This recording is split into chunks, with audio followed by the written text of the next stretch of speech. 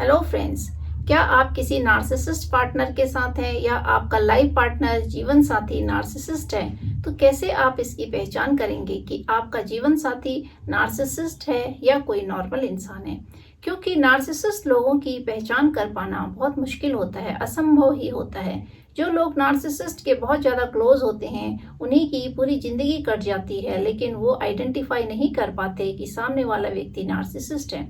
क्योंकि नार्सिसिस्ट लोग बहुत सारी ऐसी टूल्स यूज़ करते हैं, टेक्निक्स यूज़ करते हैं, जिसमें कि वो सामने वाले को ही फॉल्स बिलीव में डाल देते हैं। तो व्यक्ति जब अपने आप में इसी बिलीफ सिस्टम में बैठ जाता है, कोई भी व्यक्ति, कि मैं ही गलत हूँ और अपने अंदर ही कमियां निकालने लगते हैं, तो वो फॉल्स बिलीव उनको रियलिटी से वाकिफ नहीं होने देता है। वो रियलिटी को नहीं जान पाते हैं क्योंकि उनके अंदर एक बिलीव इशू आ जाता है, और वो ऐसा बिलीव होता है कि उसमें व्यक्ति अपने आप को ही कसूरवार समझने लगता है और सामने वाले को सही समझने लगता है। उसका माइंड इस तरीके से वॉश किया जाता है, उसके माइंड को नार्सिसिस्ट व्यक्ति इस तरीके से डेवलप करते हैं, ग्रो करते हैं उनके दिमाग के अंदर, अपने विचारों को डाल डाल के अपने टूल्स एंड टेक्निक्स के अंदर। तो उनके दिमाग के अंदर इस तरीके से फिट हो जाते हैं कि कोई भी व्यक्ति जो नार्सिसिस्ट के साथ रह रहे हैं वो आइडेंटिफाई नहीं कर पाते हैं नार्सिसिस्ट को इजीली, और इसीलिए जो नार्सिसिस्ट लोग होते हैं उनका जीवन बहुत अच्छे तरीके से कट जाता है अपने सप्लाई के साथ, और वो उसी सप्लाई के साथ रहना पसंद करते हैं जिसको वो सबसे पहले अपना सप्लाई बनाते हैं।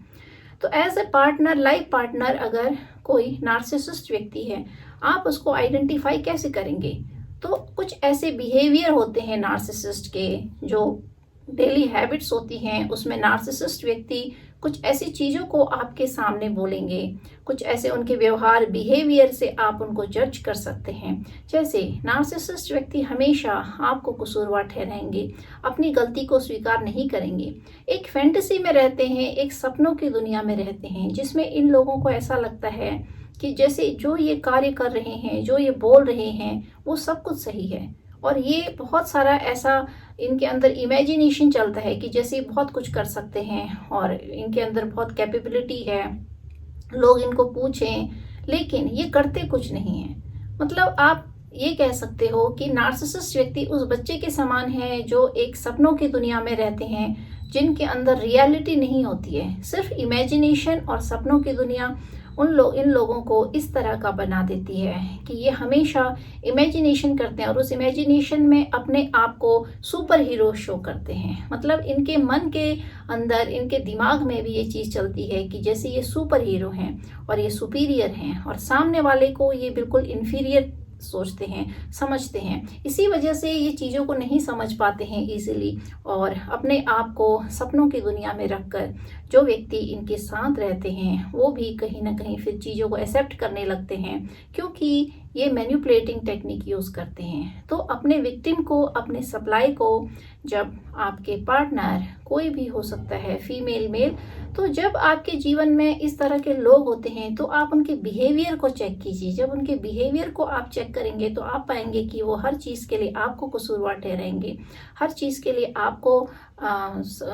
थोपा जाएगा आपके ऊपर कि नहीं, आप ही कसूरवार हो। तो अपने आप को हर परिस्थिति से, हर सिचुएशन से ये लोग बचा देते हैं, निकाल लेते हैं, और आपको बार बार ये जताया जाता है जैसे कोई भी अगर आप इनकी आलोचना करोगे तो वहाँ पर ये उस आलोचना को सहन नहीं कर पाएंगे। इनके अंदर एक कमी होती है कि आप इनको जब क्रिटिसाइज करोगे तो वो क्रिटिसाइज इनके बर्दाश्त के बाहर होती है, लेकिन जब ये आपको क्रिटिसाइज करेंगे तो आपको प्रेशर करेंगे कि आप ऐसे ही हो, आपको एक्सेप्ट करने पर मजबूर किया जाएगा। तो आपकी सोल आपको बताएगी कि नहीं, मैं ऐसा नहीं हूँ। आपको लगेगा कि मैंने तो गलती करी नहीं, लेकिन फिर भी आपको ये रियलाइज कराया जाएगा बार बार, नहीं आपने गलती करी है, आपकी मानसिक हालत ठीक नहीं है, आप ओवर रिएक्ट करते हो, आप ओवर थिंकिंग करते हो। तो इस तरीके से जब भी कोई आपका लाइफ पार्टनर आपको बार बार इस तरीके से इंडिकेट करे कि नहीं, यहाँ पे तुम्हारी गलती है, तुम ओवर रिएक्ट करते हो, तुम्हारा दिमाग काम नहीं करता है और तुम चीज़ों को, छोटी चीज़ों को बड़ा समझ लेते हो, अगर तुम ऐसा नहीं करते तो मेरे को गुस्सा नहीं आता, मैं ऐसा नहीं हूँ, अपना चाइल्डहुड ट्रॉमा दिखाने लगते हैं कि पास्ट में मेरे साथ ऐसा हुआ था, लोगों ने मुझे प्यार नहीं दिया, मेरे पास प्यार की कमी हुई, तुम्हें मुझे प्यार देना चाहिए और मुझे रिस्पेक्ट देना चाहिए, मैं बहुत अच्छा हूँ। तो इस तरीके से अपने आप में रहते हैं, मतलब कि कोई अगर आप इनकी तारीफ नहीं करोगे तो ये खुद की तारीफ करेंगे कि नहीं मैं बहुत अच्छा हूँ, मैं ऐसा हूँ, मतलब अपने को बड़ा चढ़ाकर शो करेंगे। और अगर आप कोई अच्छा काम भी करोगे तो आपको अप्रिसिएशन नहीं मिलेगी, आपको हमेशा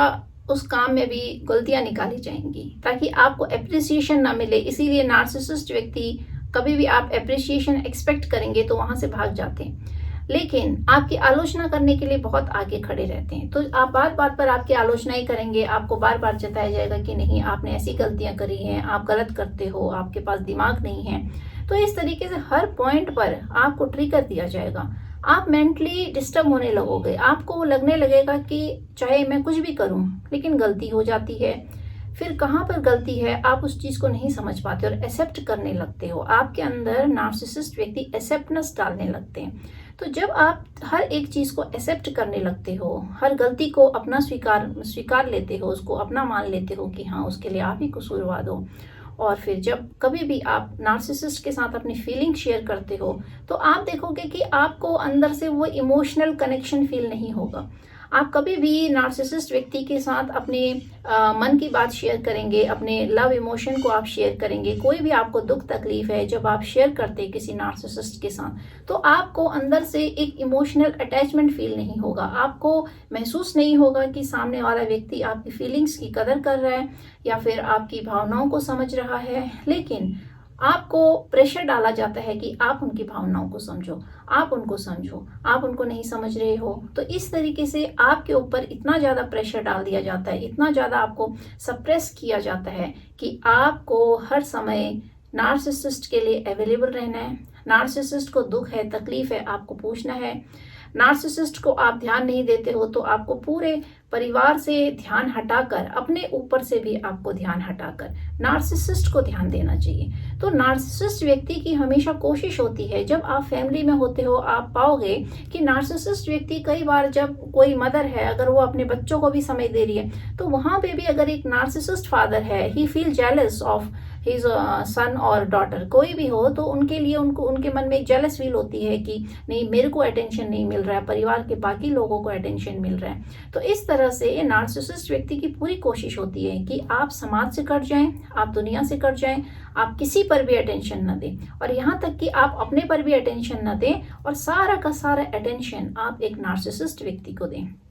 इसी वजह से नार्सिसिस्ट व्यक्ति अपने सप्लाई को, अपने पार्टनर को हमेशा उलझा के रखते हैं। Always they will try to capture you, hold you, ताकि आप एक समय अपने लिए ना निकाल पाओ जिसमें कि आप सोच सको चीज़ों को कि कहाँ पर गलती हो रही है। मतलब कि आपके लिए ऐसा माहौल क्रिएट कर दिया जाता है जहाँ आपको लगेगा कि आपकी जो ज़िंदगी है एक नार्सिसिस्ट से शुरू होके शाम जो है नार्सिसिस्ट पे ही ख़त्म हो जाती है। तो इस तरह से आपके माइंड को इतना उलझा दिया जाता है कि आपको समय ही नहीं मिलेगा बाकी लोगों के लिए सोचने के लिए, अपने लिए सोचने के लिए। इसीलिए बिहेवियर को जानना बहुत ज़रूरी होता है। जब आप नार्सिसिस्ट के बिहेवियर को पहचानने लगते हैं और बिहेवियर आपको अनकंफर्टेबल फील कराता है कि जहां आपको महसूस होने लगता है कि कहीं पर आपकी सुनवाई नहीं हो रही है, आपकी बातों की कोई तवज्जो नहीं है, आप कोई बात कह रहे हैं तो उसको टाल दिया जाता है, आप किसी के साथ इमोशंस फील कर रहे हैं तो उसको फॉर ग्रांटेड लिया जाता है और आपको लगेगा कि आपको जैसे एज ए डोरमेट ट्रीट किया जा रहा है,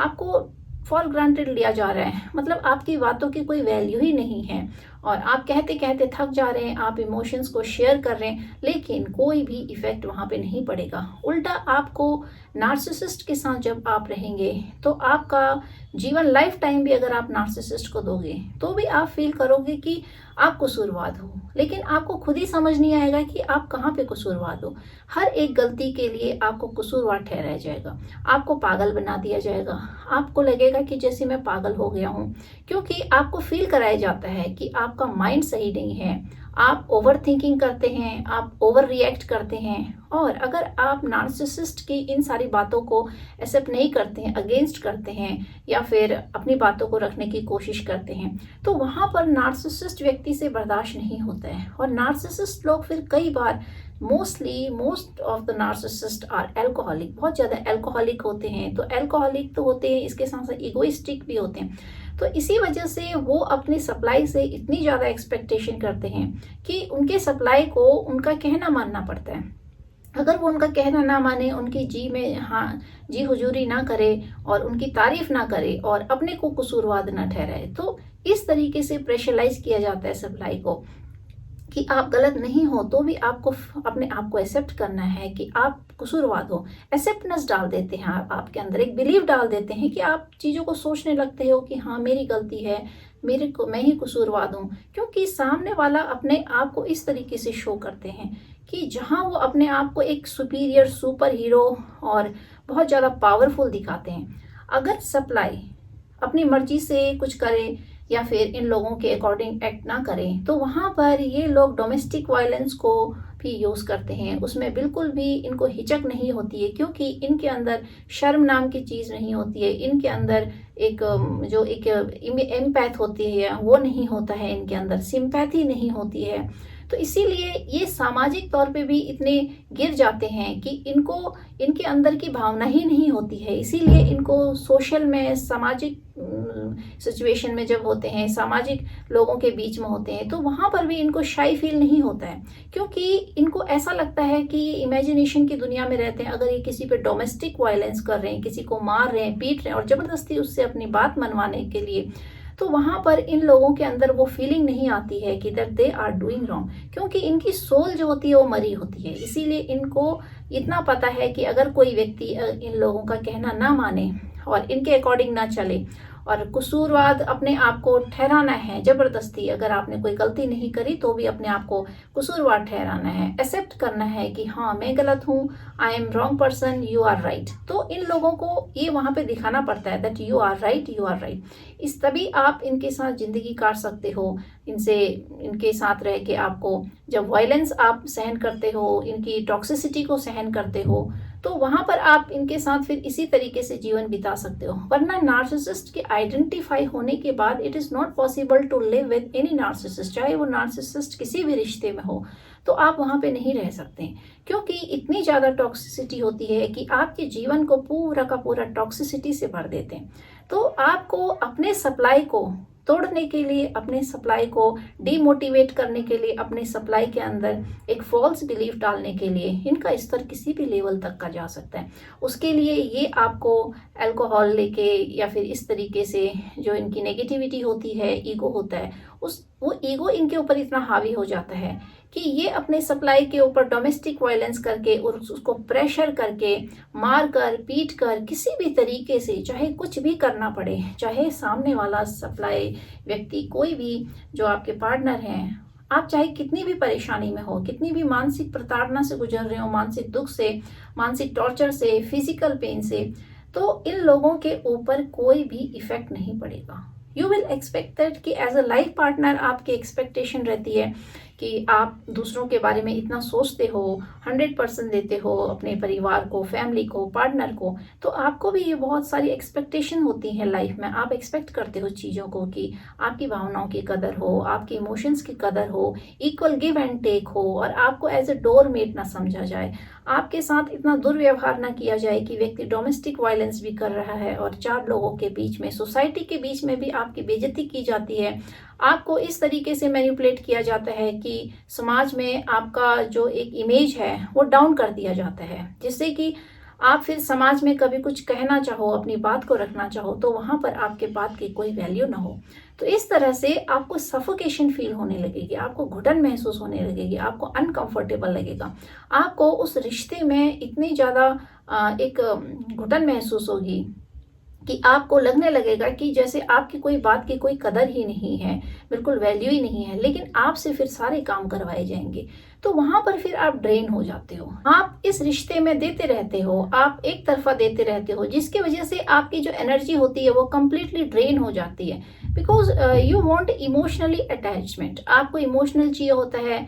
कि सामने वाला व्यक्ति आपके इमोशंस को समझे, जिससे कि आपके अंदर कोई अगर इमोशन दे, आपको प्यार करे, तो वो प्यार आपके लिए एक ऊर्जा का काम करता है, एनर्जी का काम करता है। लेकिन नार्सिसिस्ट व्यक्ति खुद ही इतने खोखले होते हैं कि वो आपसे प्यार एक्सपेक्ट करते हैं, आपसे इमोशंस एक्सपेक्ट करते हैं, आपके लव को और आपके केयरिंग को, nurturing, everything they want from you, but they don't have anything to give you. लेकिन उनके पास ऐसी कोई भी चीज़ नहीं होती है जिससे कि वो आपको दे सके, आपको सर्व कर सके और आपको फील करा सके that you are also a human being. तो नार्सिसिस्ट व्यक्ति हमेशा यही कोशिश करेंगे आपको जताने की that you are not a human being, मैं ही सुपीरियर हूँ and you are just doormat. तो आपको डोरमेट की तरह ट्रीट किया जाता है, आपको सर्वेंट की तरह ट्रीट किया जाता है, सिर्फ अपने यूज के लिए आपका इस्तेमाल होता है। तो आप इमोशनली बहुत ज़्यादा ड्रेन हो जाते हो, फिजिकली भी आप बहुत ज़्यादा ड्रेन हो जाते हो, तो आप अपने आप को एनर्जी लेस फील करोगे, that you have no energy left now.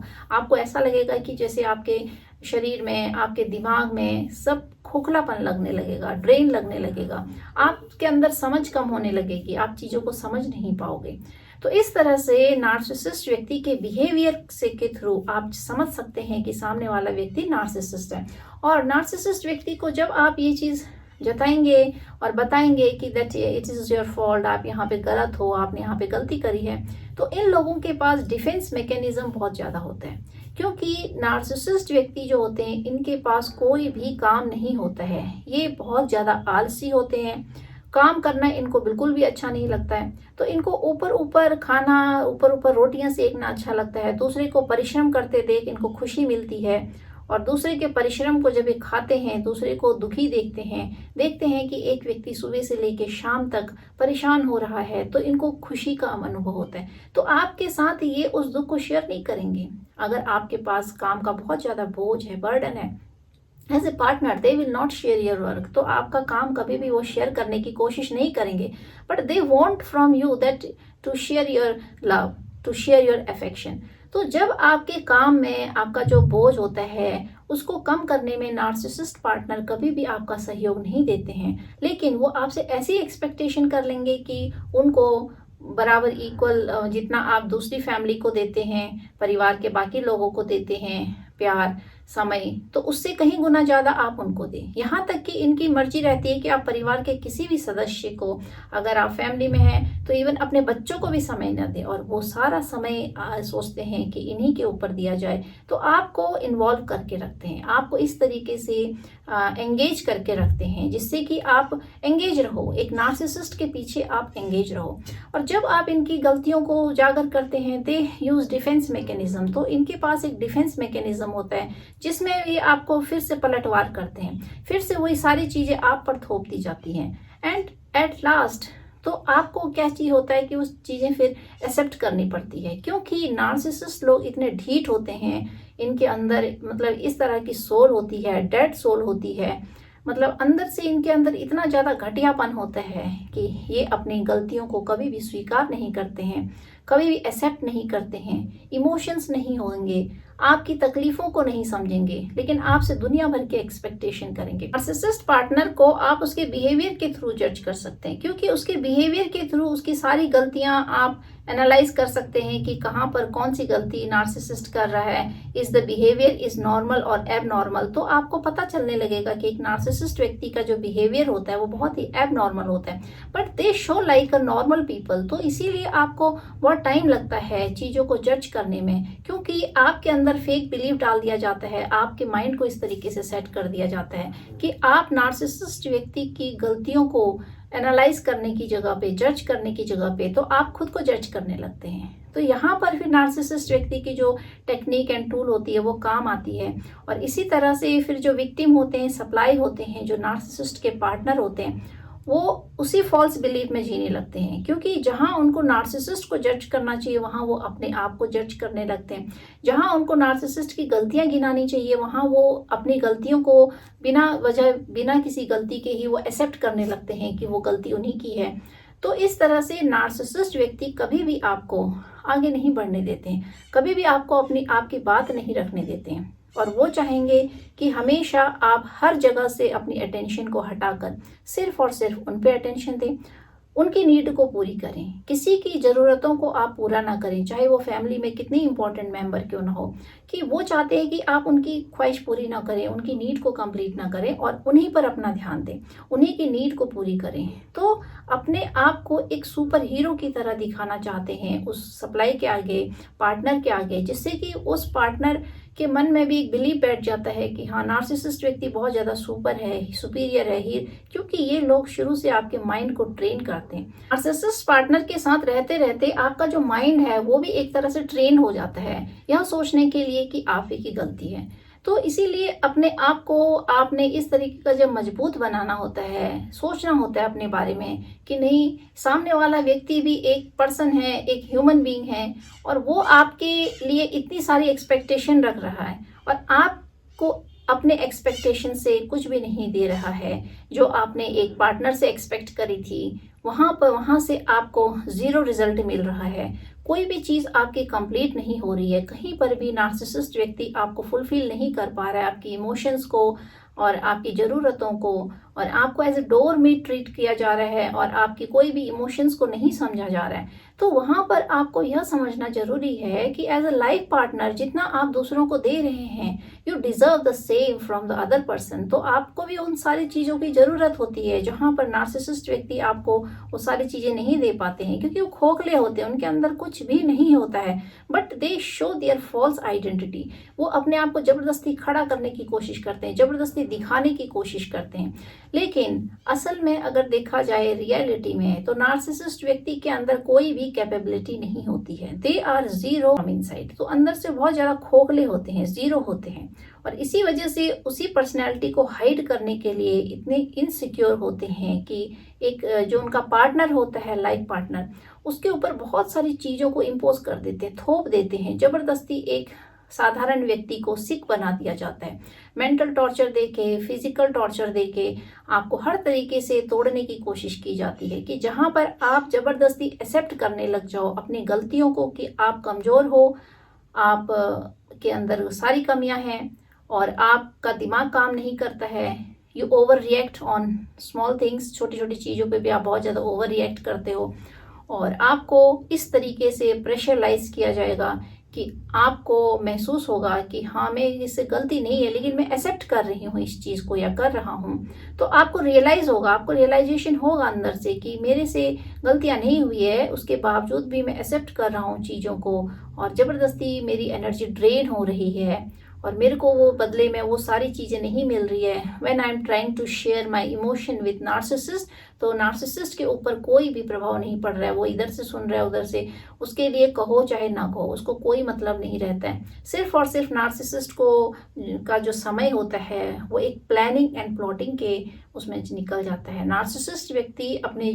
Time का पूरा इस्तेमाल अपने सप्लाई के साथ कैसा बिहेव करेंगे या फिर उसको कैसे कंट्रोल करना है, किस तरीके से कंट्रोल करना है, इन चीज़ों में निकल जाता है। नार्सिसिस्ट व्यक्ति फैमिली ओरिएंटेड बिल्कुल नहीं होते हैं, ये सेल्फ सेंटर्ड होते हैं और अपने सेल्फ के लिए, अपनी ख्वाहिशों के लिए ये अपने परिवार को दांव पर लगा देते हैं। तो परिवार के प्रति इनके अंदर कोई भी इमोशन नहीं होता है, ये परिवार के लिए कभी भी खड़े नहीं होते हैं, परिवार के लिए कभी भी सेविंग नहीं कर पाते हैं और अपनी ख्वाहिशों को पूरी करने के लिए ये हर एक रेखा को पार कर देते हैं, हर एक वो एक्टिविटीज़ करते हैं जिससे कि इनकी सारी ख्वाहिशें पूरी हो जाएं। इतनी ज़्यादा सेल्फ सेंटर्ड होते हैं, ये दूसरे के इमोशंस की कोई कदर नहीं करते हैं। अगर वही गलती अगर आप करने जाओगे तो वहाँ पर फिर आपको इतनी ज़्यादा सप्रेस कर देते हैं, दबा देते हैं, आपके ऊपर इतना टॉर्चर कर दिया जाता है, आपको मानसिक तौर पे, फिजिकल तौर पे आपके साथ एब्यूज़ करके, सामाजिक स्तर पे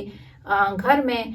दोहरी मुखौटा पहनकर ये लोग अपने जीवन को बिताते हैं और आपको प्रेशर दे दे के मेंटल बना दिया जाता है। और इस तरह से नार्सिसिस्ट व्यक्ति के बिहेवियर को जानना बहुत ज़रूरी है, और जब आप इनके बिहेवियर को पढ़ लेते हैं, जान लेते हैं, तो बहुत सारी संभावनाएं हो जाती हैं कि आप एक नार्सिसिस्ट से अपने आप को डिटैच कर लें, अलग कर लें। लेकिन जब तक आप इनके बिहेवियर को नहीं जान पाते हैं और अपने अंदर गलतियां निकालने लगते हैं, अपने को ही कसूरवार समझने लगते हैं, तो वहां पर फिर आप नार्सिसिस्ट व्यक्ति को कभी भी जज नहीं कर पाएंगे।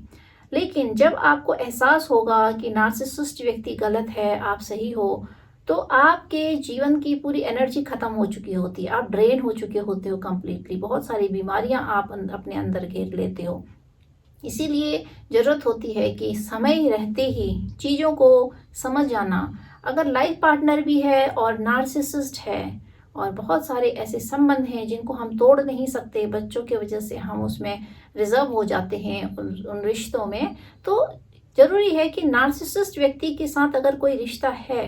तो चाहे फैमिली क्यों ना हो, चाहे बच्चे क्यों ना हो, चाहे वो परिवार का कोई भी सदस्य क्यों ना हो, उससे अपने आप को डिटैच करना बहुत ज़रूरी है और उसको अपने जीवन से दूर करना बहुत ज़रूरी है। क्योंकि नार्सिसिस्ट व्यक्ति ना किसी का फादर हो सकता है, ना किसी का हस्बैंड हो सकता है, ना किसी का सन हो सकता है, क्योंकि वो एक सेल्फ ओरिएंटेड पर्सन होता है जिसको सिर्फ अपने लिए जीना आता है। उसके अंदर ना तो किसी के इमोशंस की कदर होती है, ना कोई रिश्तों की कदर होती है, ना ही उसके अंदर एक पारिवारिक वैल्यू होती है जिससे कि वो अपने परिवार को आगे बढ़ा सके या फिर समाज के लिए कुछ कर सके, क्योंकि वो पर्सनैलिटी ही फेक होती है। तो फेक व्यक्ति जो होता है, एक झूठा व्यक्ति जो होता है, वो लाइफ में